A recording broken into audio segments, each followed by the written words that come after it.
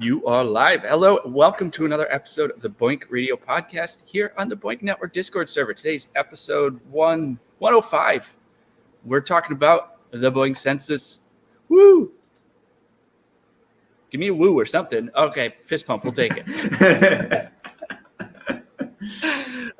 This is let's do the intro. Okay, so you can join us every other Friday, 5 p.m. Eastern on the BOINC Network Discord server or live on YouTube, Twitter.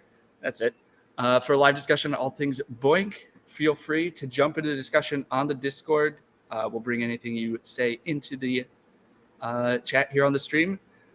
Otherwise, happy Friday. I think I'm in your time zone. I'm closer to your time zone right now. Probably, because it is Saturday here. No, I'm in Thailand right now. Oh yeah, you would be close to my time zone then. Hey, You'd be a bit more in the morning. I think you'd be a bit earlier than me. What's the time for you at the moment? It's 5:30 in the morning. Yeah, there we go. That sounds about right. Well, yeah, I'm sitting here at 9:30 in the morning almost. So yeah, I'm kind of happy. Oh man. All right. So do we want to talk about your beverage or do we want to explain the BOINC Census first? What shall we do? And then we also have some news. We should go for the beverage because I am very keen on my beverage this morning. Okay, because in Woolies I found another. Oh, it's blurring it out. Oh, there we go. Maybe something. Okay, wow, I've got another oak. Yeah, it's censoring out the commercial product. Are they all paper cardboard or paper cartons? Yes. So with oak also does plastic bottles, but the traditional ones are in the cartons. That's not how I pictured it all these years. I'm so glad we have stream now. Yeah. And so I'm going to read you out this big blurb that's on the back here. Because Oak, on all their cartons, put a little blurb on the back, which says, Hungry Thirsty thinks it's protected from the elements, but Oak has just appeared on the radar with a blast of mouth-melting minty chocolate that leaves Hungry Thirsty shivering and stranded with no help in sight. Ice cold. Okay. What do you think of that? It's too much for me for 5:30 in the morning. Okay, well, I'm drinking Oak Choc Mint, which is a new flavor I haven't reviewed yet, and I remember reviewing all the Oak flavors, I think, last year. Oak Mint tastes pretty good.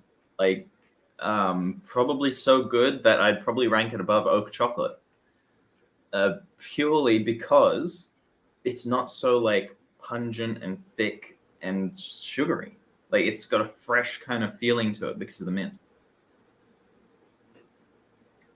Nice. So, yeah, I'm giving this one a really good rating. Anyone who's getting Oak, definitely get Oak Choc Milk. Nothing more to be said. Yeah, short and to the point. Let's get into BOINC news, huh? Let's go. I don't think we have too much, but we do have a huge update from the Open Zika project, from the World Community Grid team out of the Krembil Institute.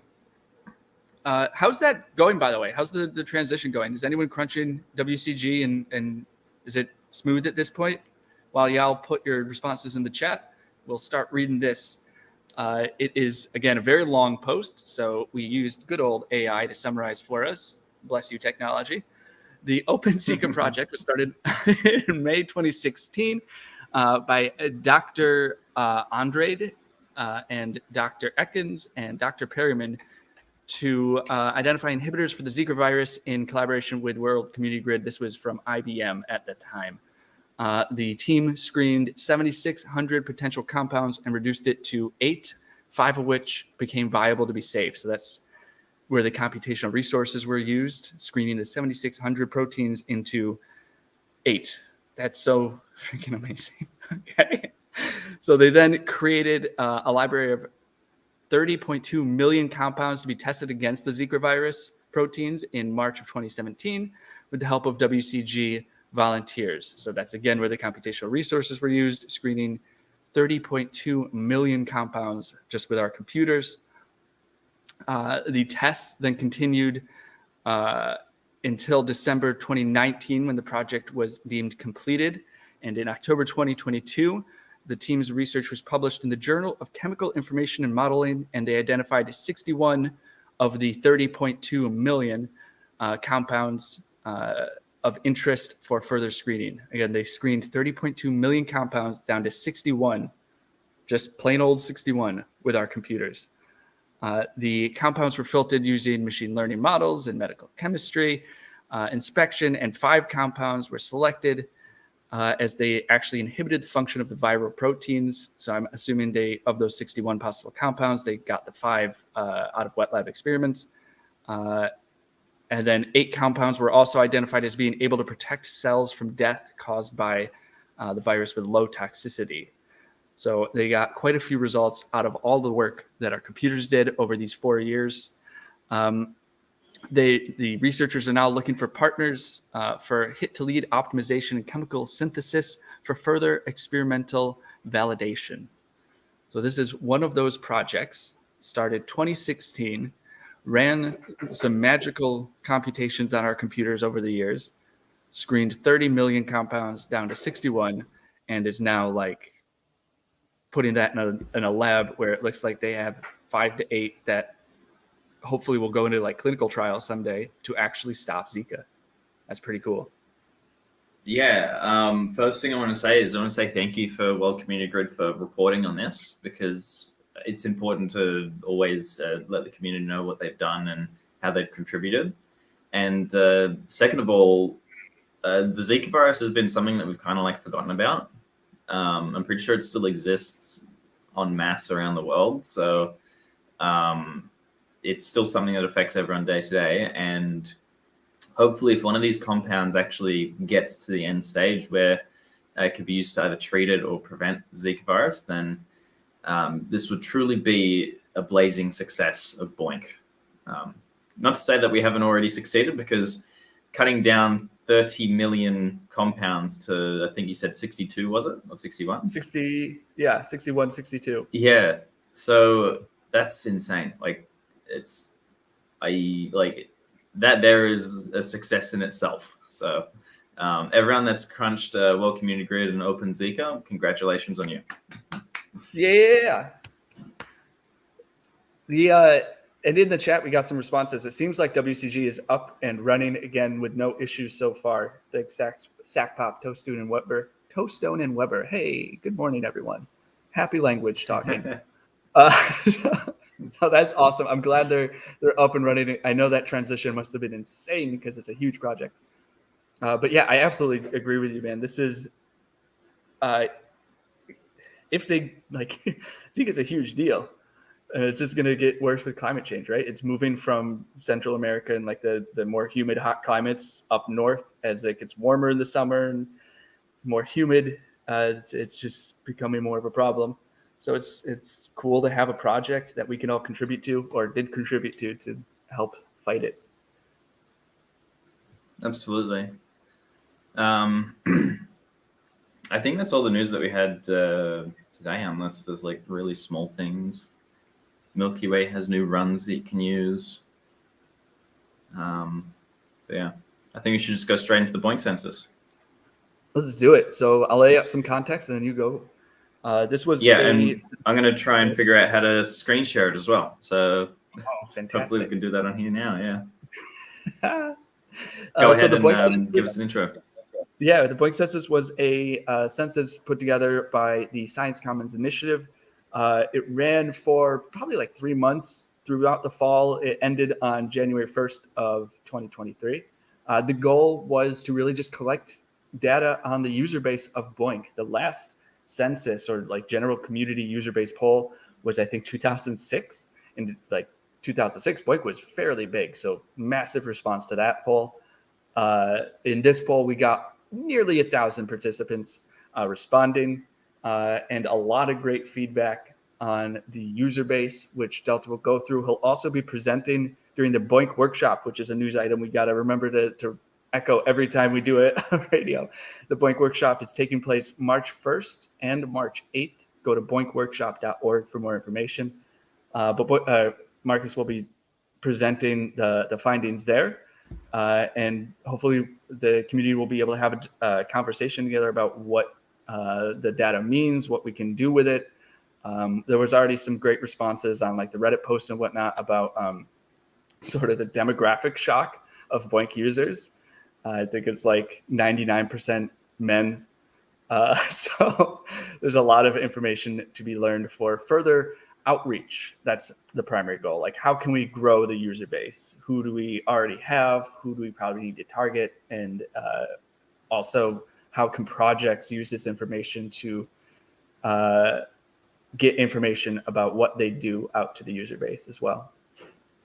So if you're good to go, man. Oh, you got the screenshot. Let me bring this up. Yeah. I think you need to. Yeah, there we go. Cool. That looks Beautiful. so cool.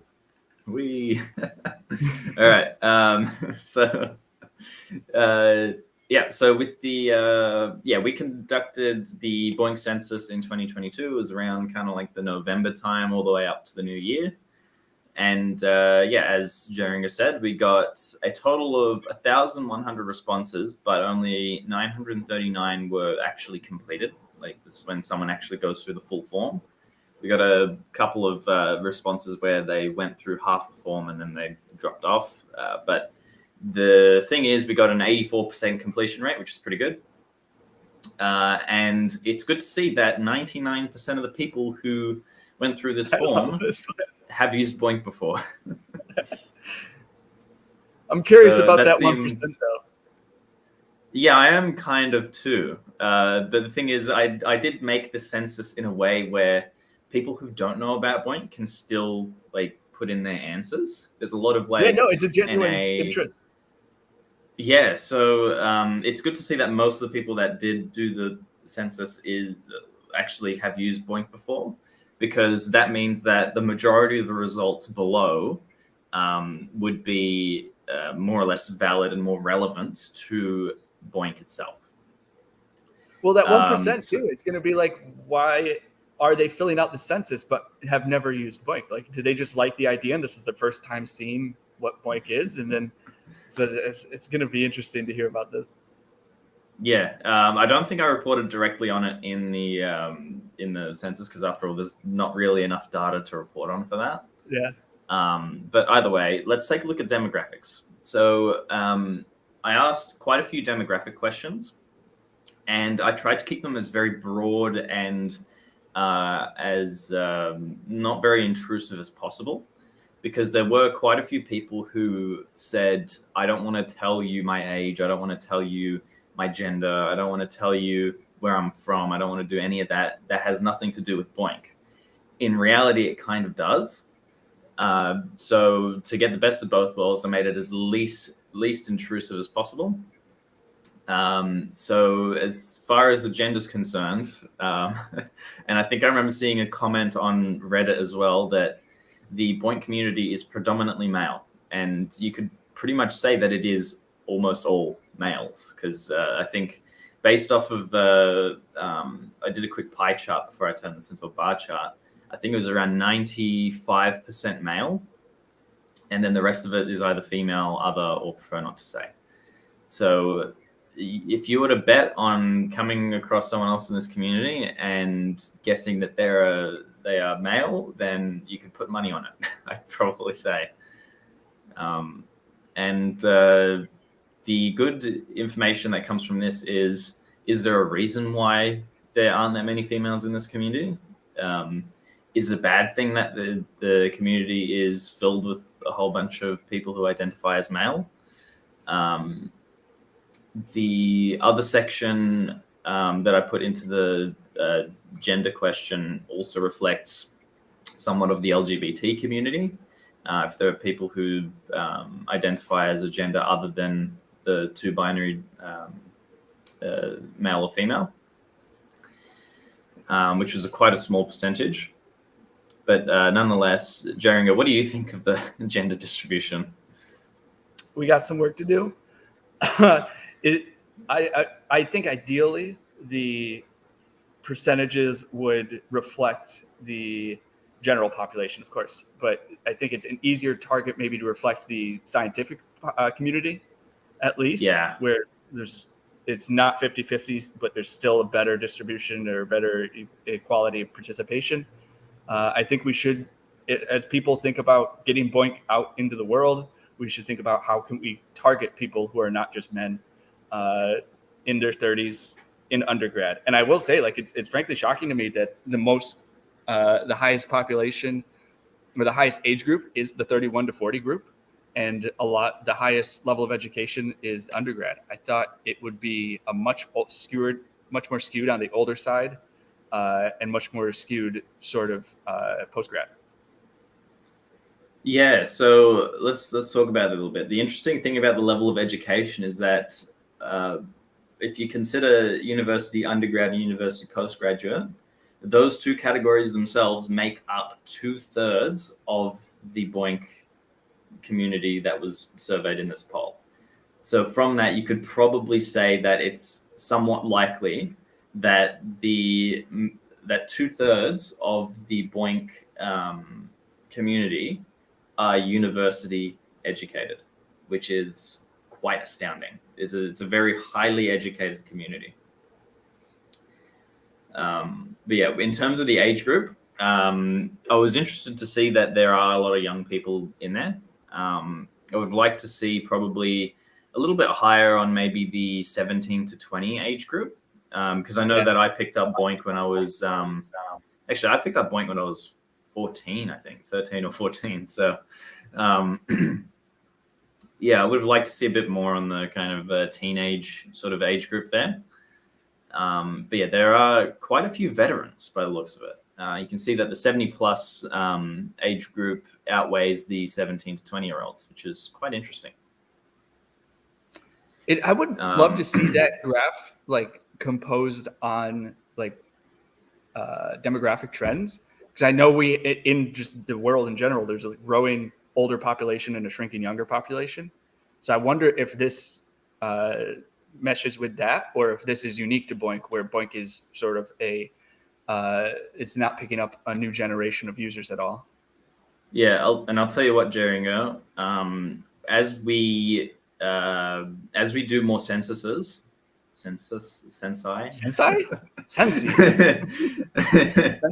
as we do more of these surveys, we'll collect the data that's necessary to actually produce that sort of graph. Because what we can do is then we can generate like maybe like a GIF or something that like shows the different changes over time. And we can see the age groups moving along, maybe the generation moves along. Because if you think about it a little bit, SETI at Home started in like 1998 or something like that, right? 99, 98, 99, yeah. 99, yeah. So you can tell by just taking a look at the two inner groups here. So 31 to 40-year-olds and 41 to 50-year-olds, minus 23-ish years, and they'd probably be teenagers or in their early 20s, right? So that there is the SETI at Home boom era right there. So those are more or less the people who might have been there during SETI at Home. Which is an interesting thing. And I'll show you in a different graph as well how many actual BOINC veterans that we have, which is actually pretty astounding. But yeah, finally, what country are you from? I don't think there really is anything too special about this one. The majority of respondents are from the US, and the second biggest group is from the Europe or the European zone. And yeah, I was interested to see that Germany came in at second for that one. Yeah, it is interesting. And so I think this demographic data is useful on two fronts. One is, of course, how do we grow the BOINC user base and retain who we have? So this helps us like, hey, we need to target younger people who aren't men. Men seem to find their way here anyway. And it also for BOINC projects themselves gives them information on who they want to target if they want to get more crunchers in their specific project. They want to target 31 to 40-year-olds who are men right now. You know, as these demographics change, BOINC projects will shift who they're targeting based on the user base of BOINC. And the people who market at BOINC hopefully want to change these demographics to grow in different ways to help BOINC projects. Yeah, and I think there's a lot of useful information with demographics. Yeah, and the importance of the country demographics is actually seeing what variety of languages Yep, is absolutely. in the BOINC community. Because I know that we've had people come in here who speak German, who speak Russian even, and have a bit of a hard time trying to do things. I know that there are actually some projects that have their project pages that are written in Russian or German or even Italian, I think, on some of them. So it's good to know where the sort of localizations need to be focused more on. And I know that I had a lot of responses saying, please find a way to translate the census into other languages. I thought that you could do that with your browser nowadays, but yeah, maybe some considerations into maybe the education, because there's a lot of people who mentioned that, excuse me, that it was hard to understand the education because it was kind of Americanized. So I tried to do my best with what I had there, because generally, as far as I know from around the world, you have primary school, which is kind of like just after kindergarten, and then you have secondary school, which is like your kind of high school, junior and senior high school. Then you go to university, which is tertiary. You have university undergraduate, that's when you first get into university, and then postgraduate after you graduate university. So Yeah. if anyone has any ideas on that and how to make it more kind of like localized to different countries, then I'm more than willing to take feedback. Oh yeah, definitely. So this, as an American, confuses the crap out of me. I don't know what primary or secondary is either. But I would consider next one doing like grades 1 through 6, and then grades 6 through college, and then or university, Yeah. and then university, and then post grad.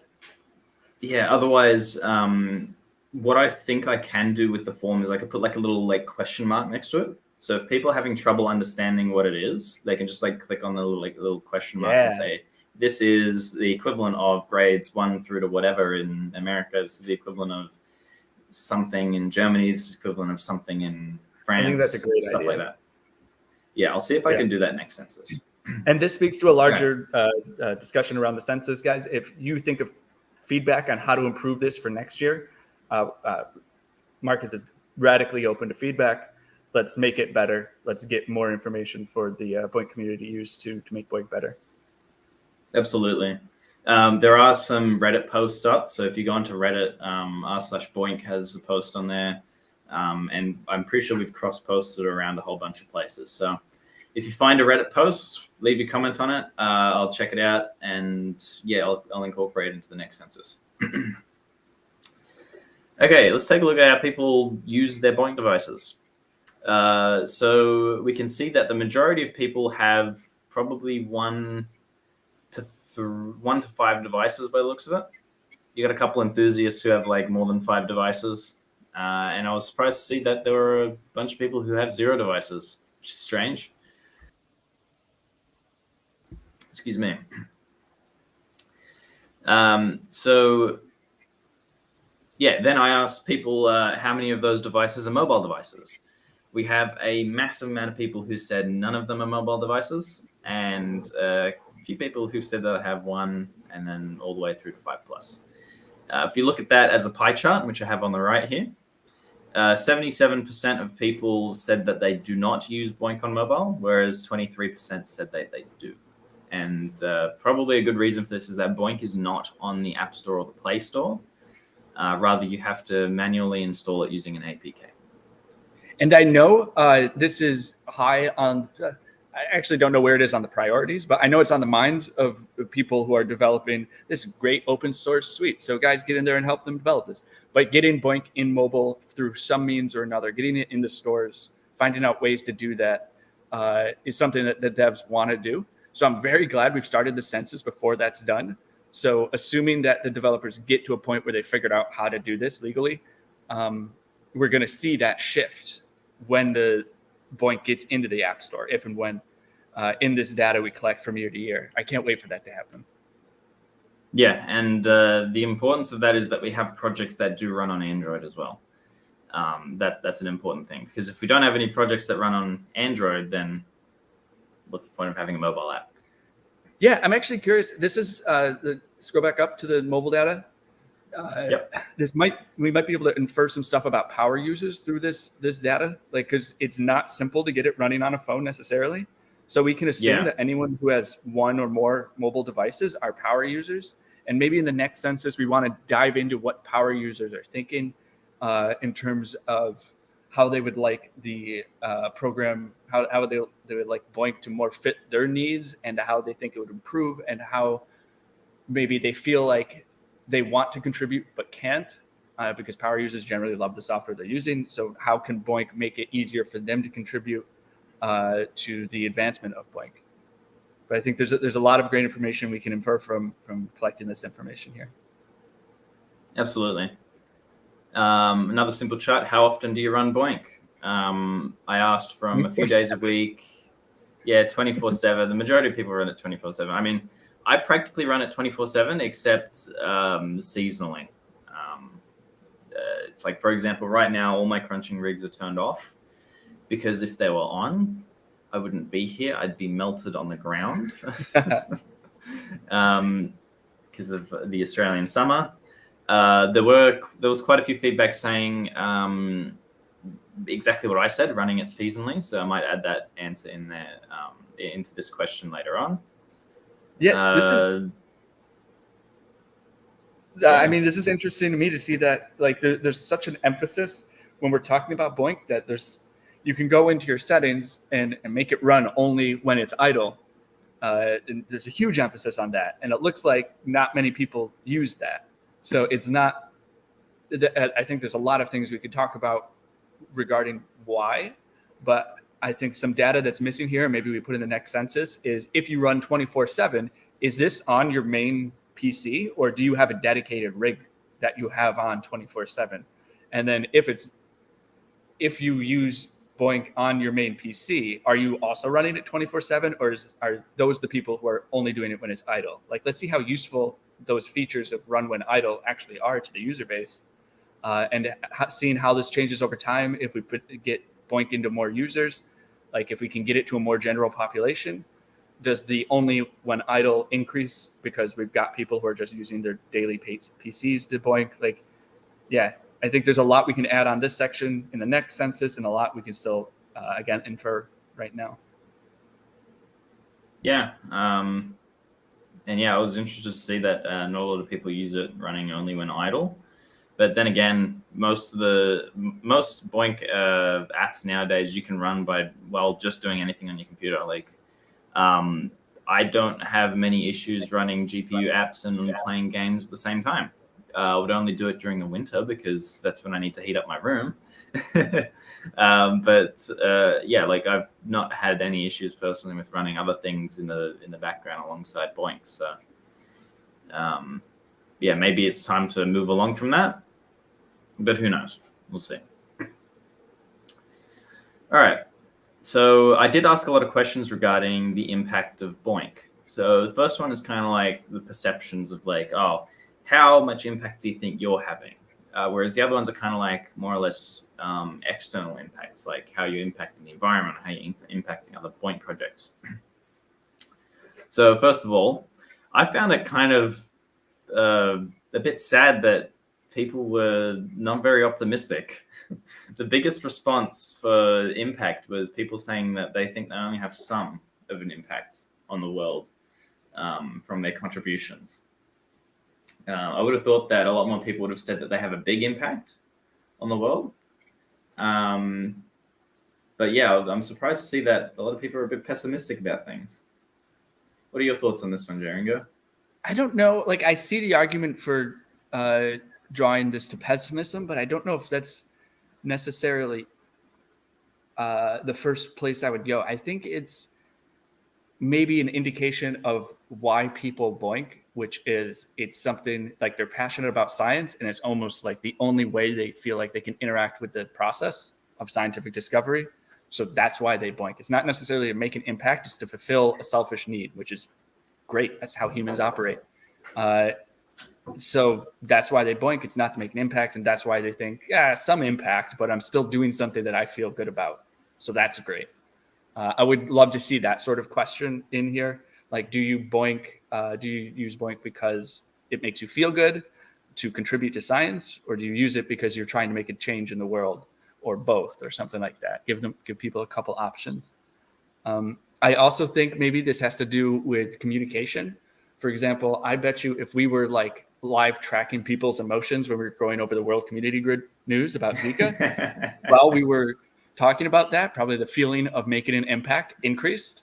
But that just peters off almost immediately after that news comes out. And that's just human nature. Like, that news needs to be continuous to make you feel like you're having an impact. Every project needs to be like, hey, here's what we did. Here's what your results have produced. Here's what we're doing in the future with your results. And then continuous updates. World Community Grid, frankly, throughout history has been beautiful. They're fantastic at doing this. SETI at Home was also one that did really cool stuff with regards to communication with the community. So I think there's also something to be said here about getting BOINC projects to really talk about what people's processing power means to them. But I over time, ultimately, I do hope to see this sort of shift to the right, to a moderate impact, at least. Yeah, because I would also the other way you to can see, think about. Sorry, I would have loved to see this during the coronavirus surge. Yeah, of course, yeah, because the one thing about this is that it is very dependent on the times. Yeah. There's another way that you can think about it too, is if you think about kind of like the core ethos of BOINC, which is we connect a lot of small computers around the world to make one big supercomputer. It's like saying you're connecting a lot of people who make a very small impact to make one very big impact. That's another way that you can think about this graph as well. Yeah, no, I like that. That might go to speak to like general communication about what BOINC is and does, like that, because that just made me feel like I'm making a bigger impact. My little computation power adds to one of the world's largest supercomputers, right? And that supercomputer is helping researchers get their work done. Whether or not I know exactly what impact it actually has per researcher is less important to me when I think, oh, I'm part of a large computer that's just helping scientists. Yeah. Moving on to the energy mix, and we should probably cut it off after I do the next set of graphs down here. Sure. In terms of energy mix, I wanted to record the energy mix because we kind of want to know what sort of environmental impact BOINC might be having in terms of where people get their electricity from. So from the graph that we have here is kind of non-conclusive because we have a lot of people who said that they're not sure about where they are in the energy mix. Whereas what we had from most of the other results is a lot of fossil fuels, which took up the majority of them, then renewables and hydroelectric, and the majority of the other responses was nuclear. So in the next census, I'll be definitely adding a nuclear option in there. If you ignore all the not sure results, add up all the renewables, hydroelectric, and nuclear, which we could consider as clean, or at least mostly clean, it outweighs most of the fossil fuels anyway. So I wouldn't say that we're doing a good job in protecting the environment in terms of where we source our energy from. I'd say we probably need a bit more data. Mm-hmm. Yeah. And hopefully this question actually gets people to think about where they're getting the energy from as well. Yeah, I think my only response to this section to add to what you've said, which I completely agree with, is that like this makes me think more about the usefulness of this sort of survey, of this census. We can give this data to people who might want to advertise to BOINC users or market using BOINC, want to build some sort of business model around BOINC. Like maybe renewables see that there's a fairly large renewable user base. Yes, it's not the highest, but there is a large one here. So they can target the BOINC community with how to build a better renewable infrastructure, and maybe some companies that build on BOINC in the future can use that as a source of income. That helps further BOINC development and the BOINC mission. So I think there's a lot of useful information here. Cool. Let's move on to financial impact. So I split this into two questions. Have you supported BOINC? Have you supported a BOINC project financially? And have you supported a BOINC project non-financially? And the difference between the two is financially, it's pretty obvious. You just make a donation. Non-financially is in some other way. So it could be volunteering your time, contributing to the open source code, shipping a CPU or server to a project admin who needs some more server hardware. Stuff like that, which is non-financial and not a direct donation. Okay, and I thought that we get a lot more respondents on non-financially versus not a lot on financially, because I would have thought that there'd be a lot more people in the community contributing in a non-financial way rather than just simply dumping money into a project. But it looks about the same. Yeah. Which I was kind of a bit estranged by. Yeah, I thought the non-financially would be much larger than it is. Yeah, but it looks like for both of them, it's around 80% of people do not support BOINC projects either financially or non-financially, whereas about 20% of people do. So maybe here's another thing we can add to the next year's census. Like, do you want to support a BOINC project non-financially or financially? And then what's keeping you from doing that? Or how would you like to do that? And then BOINC projects can use that information to build out infrastructure to onboard community members, help their project develop some new applications, or any of these open source projects, just maintain the repos, stuff like that. I think that would be a great ad next year that the BOINC projects would love. Yeah, and even this might prompt some BOINC projects to set up, I don't know, maybe like a PayPal donation link or maybe a cryptocurrency address. I know that some projects already do that, but the more the merrier, I'd probably say. It would also be interesting maybe to have like, how much did you donate financially? And then don't ask for an exact amount, but give like a range, $0 to $10, $10 to $50, $50 to $100 sort of thing. And then one of the big headlines can be the big BOINC users donate $5,000 to BOINC projects last year. It's just something that's interesting, kind of useless, but also brings people in. That's a good idea. You should note that down somewhere so we don't forget it.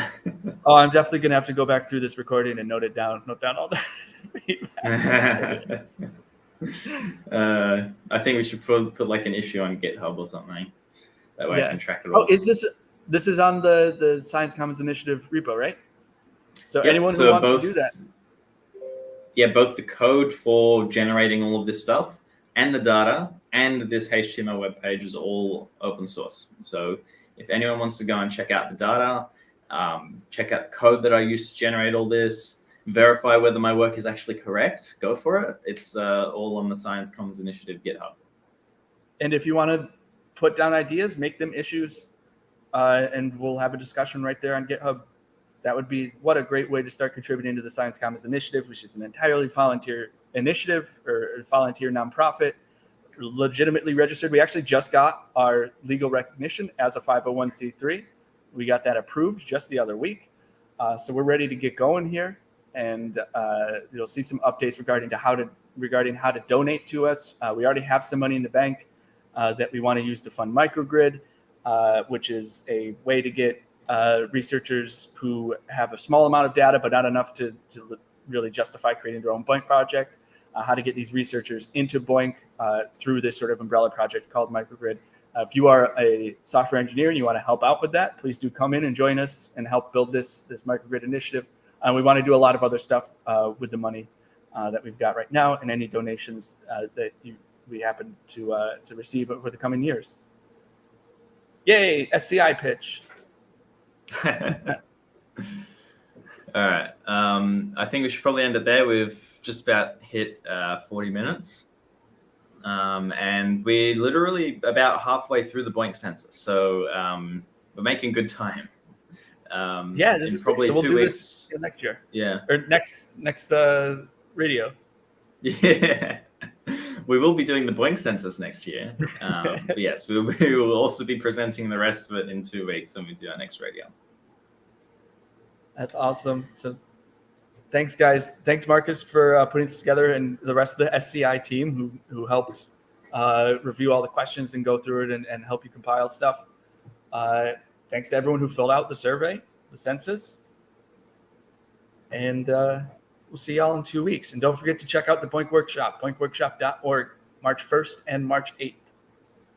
Yep. And also, if you're listening to this and you want to be notified when the next BOINC census is happening, there's a link at the bottom of the BOINC census page, which was pretty sure it says, get an email notification for the next BOINC census.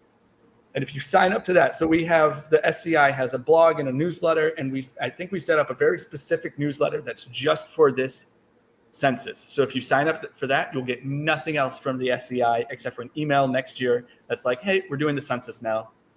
Actually, this year for the 2023 right. census. Next fall, Yep. let's say. All right, awesome. Any other closing thoughts here? Nope. Be prepared for another beverage in 2 weeks. Can't wait. I'm actually I never visualized oak as one of those cartons. It was always a plastic bottle for me. All cartons. I only get the cartons. Come on. It's classic. Good man. All right, guys. We'll see you in 2 weeks here on the BOINC Network Discord server or live streaming YouTube and Twitter, 5 p.m. Eastern time. Have a great couple weeks. See you, everyone.